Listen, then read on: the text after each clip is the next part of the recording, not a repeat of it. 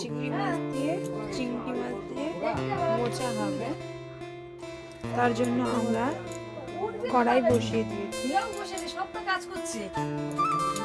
কড়াইতে তেল দিয়ে দিয়েছি।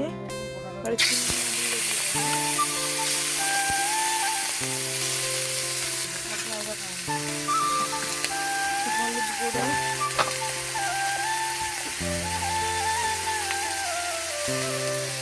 লবণ দিয়ে দিলাম।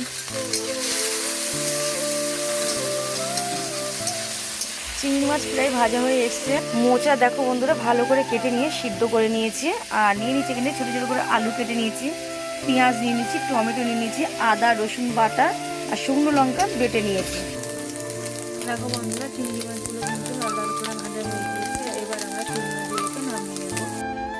এবারে আমরা আলুগুলোকে ভেজে নেব।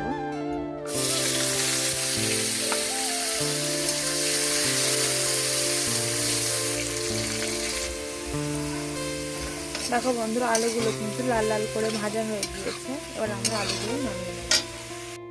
এরপর দিয়ে দিলাম শুকনো লঙ্কা, তেজপাতা,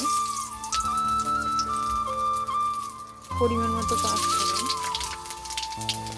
কেটে রাখা পেঁয়াজ কুচি, ভালো করে লাল লাল করে পেঁয়াজগুলো ভেজে নিতে হবে। তারপরে দিয়ে দিচ্ছি আদা রসুন পেস্ট,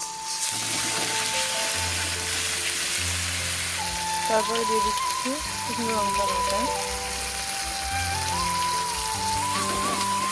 ভালো করে নেড়ে চেড়ে নিতে হবে। তারপরে দিয়ে দিচ্ছি টমেটো কুচি, স্বাদ মতো নুন, এরপর দিয়ে দেবো পরিমাণ মতো হলুদ গুঁড়ো। খুব ভালো করে নেড়ে চেড়ে নিতে হবে।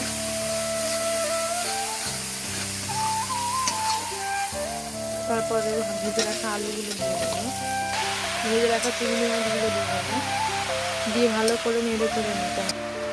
জল না দিয়ে আমি ঢেকে দিচ্ছি কিছুক্ষণের জন্য। দেখুন বন্ধুরা আবার পরিমাণ মতো চিনি দিয়ে দিচ্ছি, স্বাদ মতো চিনি, জিরে আর গরম মশলা দিয়ে দিচ্ছি।